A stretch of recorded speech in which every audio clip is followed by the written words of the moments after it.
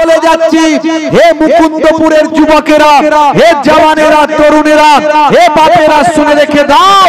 সেদিন বলেছিলাম free fire PUBG online game খেলা হারাম মুসলমানের ছেলের জন্য। আজও বলে যাচ্ছি, যে সমস্ত মুসলমানের ছেলেরা free fire PUBG online game ludo carrom ঘন্টার পর ঘন্টা, ঘন্টার পর ঘন্টা খেলে যাচ্ছে, পিতার কথার অবাধ্য, মায়ের কথা শোনে না, পড়াশোনা করে না, কাজ কারবার করে না, সেদিনও বলেছিলাম হারাম, আজও বলে যাচ্ছি হারাম, হারাম, হারাম। শুধু তাই নয়, যারা খেলে এরা সব কটা শয়তানের ভাই। আজ বলে দিয়ে গেলাম সব কটা শয়তানের ভাই।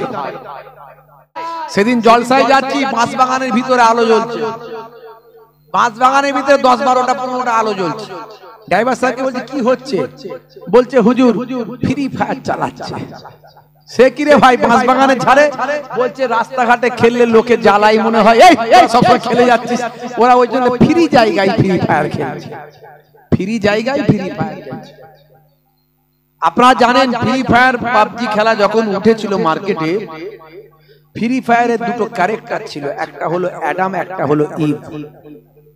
এই অ্যাডাম আর ইভের ক্যারেক্টার 1 থেকে 1.5 মাসের মধ্যে বন্ধ হয়েছিল। যে মানুষটার বক্তব্যের কারণে অ্যাডাম আর ইভের মতো ক্যারেক্টার বিদেশি কোম্পানি, ভারতের নয়, বিদেশি কোম্পানি ব্যান্ড করেছিল, সেই মানুষটাই আমি আপনাদের সামনে হাজির আছি। আমার বক্তব্যের কারণে অ্যাডাম আর ইভের ক্যারেক্টার চেঞ্জ করেছিল ফ্রি ফায়ার কোম্পানি। আমার বক্তব্যটা সেই সময় কাটিং করে বাংলাদেশ, পাকিস্তান, আফগানিস্তান, পৃথিবীর অনেকগুলো দেশ আমার বক্তব্যকে কাটিং করে ভার্সন চেঞ্জ করে দিয়েছিল। চেঞ্জ করে তারা বিভিন্ন ভাবে অ্যাডাম আর ইভের বিরুদ্ধে বক্তব্য তুলে ধরেছিল। আমি সেখানে বলেছিলাম অ্যাডাম মিন্স আদম, আর আদমের ডেফিনেশন ওখানে দেওয়া হয়েছে, আদম নবীর ডেফিনেশন দেওয়া হয়েছে, believe to be the first man to walk this earth. সেখানে বলা হয়েছিল অ্যাডামের ক্যারেক্টারে যে ইনি হলেন সেই ব্যক্তি যিনি পৃথিবীর প্রথম পদার্পণ করেছিলেন, পৃথিবীতে প্রথম বিচরণ করেছিলেন, ইনি হলেন সেই ব্যক্তি। কিন্তু নামটা চেঞ্জ করে বলা হয়েছিল he is Adam, he is Adam. আর মা হাওয়া আলাইহিস সালামকে কি বলা হয়েছিল? Eve, she is Eve. কি বলা হয়েছিল? Believe to be the first woman to walk this earth. বলা হয়েছিল ইনি হলেন সেই মহিলা যিনি পৃথিবীতে প্রথম বিচরণ করেছিলেন, তার নাম সেখানে দেয়া হয়েছিল ইভ। আমি বলেছিলাম ভাই আমার, যারা according to খ্রিস্টানিটি, according to Abraham religious, যারা সেই মতবাদের মানুষ, তারা আমাদের আদম নবীকে বলে অ্যাডাম, মা হাওয়া আলাইহিস সালামকে বলে ইভ, দাউদ নবীকে বলে ডেভিড, সুলাইমান নবীকে বলে সুলেমান, ইব্রাহিম নবীকে বলে আব্রাহাম। বুঝতে পারছেন? কত বলবো? ঈসা নবীকে বলে যিশু, মুসা নবীকে বলে মোজেস, মারিয়াম আলাইহিস সালামকে বলে মেরি। কত বলবো? তারা নামটাকে চেঞ্জ করে দিয়ে মুসলমানদের হৃদয়ে, মস্তিষ্কে অ্যাডাম আর ইভ মানে আমাদের প্রথম নবী, আমাদের পয়গম্বরকে তারা খেলার জিনিসে পরিণত করেছিল। যখন আমি এটা সুন্দর করে বুঝিয়ে দিয়েছিলাম তথ্য দিয়ে, সারা পৃথিবীর মুসলমানদের দিমাগে লেগে গিয়েছিল, ইস, আমাদের নবীর ক্যারেক্টার নিয়ে আমরা খেলছি। আমি বলেছিলাম ফ্রি ফায়ার খেলা মুসলমানদের জন্য হারাম। এই বক্তব্য নিয়ে ভাইরাল, ইন্টারন্যাশনাল ভাইরাল। 1 থেকে 1.5 মাসের মধ্যে কোম্পানি দেখলো সর্বনাশ, আমার ফ্রি ফায়ার গেম তো উঠে যাবে, মুসলমানের ছেলেরা খেলবে না, উঠে যাবে। 1 থেকে 1.5 মাসের মধ্যে ক্যারেক্টার তারা চেঞ্জ করে দিয়ে অন্য ক্যারেক্টার দিয়ে দিয়েছিল।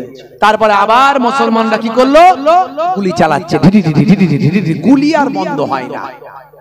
বাঁশবাগানের ঝাড়েও গুলি চালাচ্ছে, নদীর ধারেও গুলি চালাচ্ছে। বিছানার চাদরের তলাতেও গুলি চালাচ্ছে, সারা সারা রাত না ঘুমিয়ে শুধু গুলি চালিয়ে যাচ্ছে। ভাই এত গুলি চালাস কোথায়? বাপের কথা শোনে না, মায়ের কথা শোনে না, স্কুলে যায় না, পড়াশোনা করে না, কাজ কারবার করে না। আমি উড়িষ্যায় গেলাম, একজন বাড়িওয়ালা ভাই এসে আমার কাছে কাঁদছে। একজন বাড়িওয়ালা ভাই এসে আমার কাছে কাঁদছে, হুজুর একটু দোয়া করেন। কি ব্যাপার, কাঁদছেন কেন? চুপ করুন, কাঁদছেন কেন? আমার দুটো ছেলে বিয়ে শাদী হয়েছে, নাতি পোতা আছে। বড় ছেলেটা ইনকাম টিনকাম কিচ্ছু করে না, ছোট ছেলেটা ওই ইনকাম করে সংসারটা চালায়। আমি অসুস্থ মানুষ, দুটো ছেলে, একজন ইনকাম করে, একজন কিছু ইনকাম করে না। ছোট ছেলের ইনকামে পুরো সংসার চলছে, আর বড় ছেলে এত ভালো শরীর স্বাস্থ্য, এত ভালো ক্ষমতা, আর সে শুধু রাত দিন শুধু ঢিঢি করে গুলি চালিয়ে যাচ্ছে। বুঝতে পারছেন? আমি বলেছিলাম যারা ঘন্টার পর ঘন্টা, আজও বলে যাচ্ছি, হে মুকুন্দপুরের যুবকেরা, হে জওয়ানেরা, তরুণেরা, হে বাপেরা, শুনে রেখে দাও। সেদিন বলেছিলাম free fire PUBG online game খেলা হারাম মুসলমানের ছেলের জন্য। আজও বলে যাচ্ছি, যে সমস্ত মুসলমানের ছেলেরা free fire PUBG online game, ludo, carrom ঘন্টার পর ঘন্টা খেলে যাচ্ছে, পিতার কথার অবাধ্য, মায়ের কথা শোনে না, পড়াশোনা করে না, কাজ কারবার করে না। সেদিনও বলেছিলাম হারাম, আজও বলে যাচ্ছি হারাম, হারাম, হারাম। শুধু তাই নয়, যারা খেলে এরা সব কটা শয়তানের ভাই। আজ বলে দিয়ে গেলাম, সব কটা শয়তানের ভাই। আপনি বলবেন হুজুর, আপনি আমাদের ঘরের ছেলেগুলোকে সব শয়তানের ভাই বলে দিলেন, মাফ করবেন, মাফ করবেন, মাফ করবেন। আমি বলিনি, আমি বলিনি। তাহলে কে বললো? আল্লাহ বলেছে, আল্লাহ বলেছে। যদি বলেন কি বলেছেন আল্লাহ, কোরআন মাজিদ খুলুন, হাফেজ সাহেব বসে আছেন, মাওলানা সাহেবদের জিজ্ঞাসা করুন। আমার আল্লাহ বলছেন, ইন্নাল মুবাজ্জিরিনা কানু ইখওয়ানিশ শায়াতিন। অপচয় খরচাকারী, অপচয় ব্যয়কারী, সময় নষ্টকারী, পয়সা খরচাকারী, ইন্টারনেট খরচাকারী, এমবি খরচাকারী, পিতামাতার অবাধ্য হওয়া, পড়াশোনা বিচ্যুত হওয়া, কাজ কারবার চ্যুত হওয়া, অপচয় নষ্টকারী, অপচয় সময়ের খরচা, ইন্টারনেটের খরচা, পয়সার খরচা, এই অপচয় খরচাকারীর কথা আল্লাহ রাব্বুল আলামিন স্বয়ং জানিয়েছেন। যারা অপচয় খরচা করে এরা হলো শয়তানের ভাই। এখন আমি বললাম না আল্লাহ বললাম? হে যুবকেরা, তাহলে আজ থেকে বুকে হাত দিয়ে চিন্তা করো, মোবাইলে যে ফ্রি ফায়ারের অ্যাপটা আছে রাখবে না ওটাকে ডিলিট করবে? যদি ডিলিট করো, শয়তানের খাতা থেকে নামটা কেটে গেল। আর যদি ডিলিট না করো, যে হুজুর ও তোমার কথা শুনবো না, আমারও কিছু যায় আসে না, আমাকে ওই আমার রাজীব ভাইরা নিয়ে এসেছে দুটো হক কথা বলে যাওয়ার জন্য, আমি বলে দিয়ে চলে যাব, তোরা যা করবি কর, আমার কিছু যায় আসে না। আমার দরকার ছিল বলার, আমি বলে গেলাম। বাপেরা আমার, সব আলেম ওলামারা বলে যাচ্ছে। সেই আমি মাঝে মাঝে বলি, আপনারা শুনেছেন কিনা জানেন না, অনেক তো বক্তব্য শুনে ফেলেছেন, হয়তো শুনেও থাকতে পারেন। পুরুলিয়ার দিকে একটা রাজা ছিল, আমি বলেছি ওই রাজাটা কুচে খেতে ভালোবাসতো। মনে পড়ছে কি? কুচে বোঝেন? কুচে বোঝেন? দিককার লোক কুচে বোঝে সব নাকি না বোঝে না? কুচে কিরকম দেখতে বলেন? সাপের মতো না লম্বা? হ্যাঁ, সাপের মতো লম্বা কুচে। হ্যাঁ হ্যাঁ, যে খায় তার জন্য খুব টেস্ট, যে খায় না খেতে পারবে না। যারা কাঁকড়া খায়, কাঁকড়া বলে গোস্তকে হার মানিয়ে দেবে, বুঝতে পারছেন কি টেস্ট। কিন্তু আমরা কোনদিন খেয়েছি কাঁকড়া? আমাদের জন্য জায়েজ নয়, চলবে না, আমরা খাই না। যাই হোক, যে যেটা খায়। পুরুলিয়ার দিকে ওই রাজা মশাই ছিল, কুচে খেতে বড্ড ভালোবাসতো। डिनर में और लंच में, ये नाश्ता में, ये कूचे मेरे लिए जरूरी है, ये कूचे लाना भैया। তো কুচে লাগবেই লাগবে। তো বাবুর্চি সব সময় কুচে রেডি করে রাখে। একদিন দুপুর বেলা বাবুর্চি কুচে রান্নাটা করে ভাজা করেছে। সেদিন একটু স্টাইলটা চেঞ্জ করেছে, ভাজা করে রেখে দিয়ে ছোট্ট একটা কি কাজ করছিল, হঠাৎ করে হুড়ো বিড়ালটা ছিল মাল নিল আর বেরিয়ে গেল। সর্বনাশ, মাথা খারাপ, বাবুর্চির মাথায় যেন বজ্রপাত হয়ে গেল। ভাই আমার, কুচে যদি না পায় মহারাজ খেপে যাবে। কুচে লাগবেই লাগবে। মহারাজ খুব ভালো, খুব খারাপ, রেগে গেলে খুব খারাপ, আর থাকলে বুঝিয়ে দিলে খুব ভালো। এখন বাবুর্চি জানলিয়ে টান, গরিব মানুষ খেটে খায়। এখন যদি মহারাজ যদি চাকরিটা আমাকে ছাড়িয়ে দেয় বিপদ হয়ে যাবে। তো বাবুর্চি সাহেব চিন্তা করলো এই সমস্যার সমাধান একজন করতে পারে, সে হলো রাজার মন্ত্রী। মন্ত্রী যদি চায় সমস্যার সমাধান করতে পারে। মন্ত্রী খুব ঠান্ডা ব্রেনের মানুষ, মন্ত্রী খুব বিচক্ষণ লোক।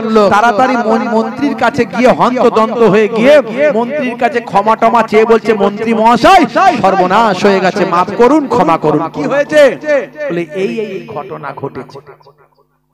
মন্ত্রী মাথা চুলকে বলছে, সর্বনাশ করে ফেলেছিস, কি যে তোর ভাগ্যে লেখা আছে আমি জানিনি, তবে আমি চেষ্টা করে দেখছি কি করা যায়।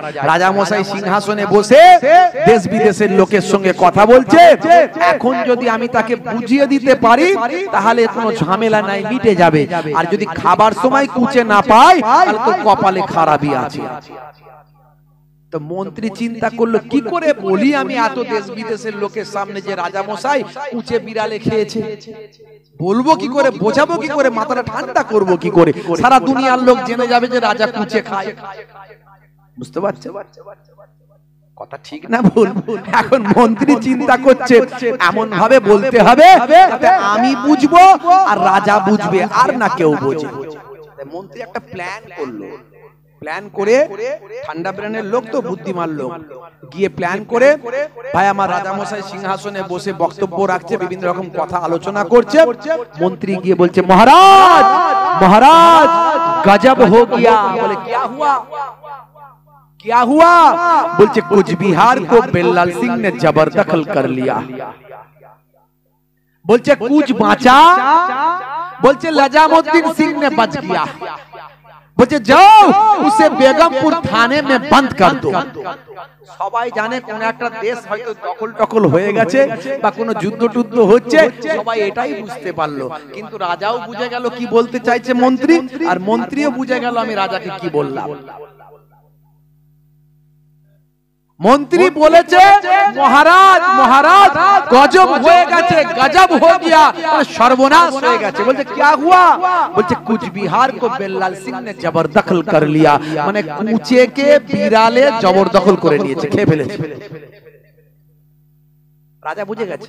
রাজা মশাই বলছে কুচ বাঁচা, কিছুটা বেঁচেছে।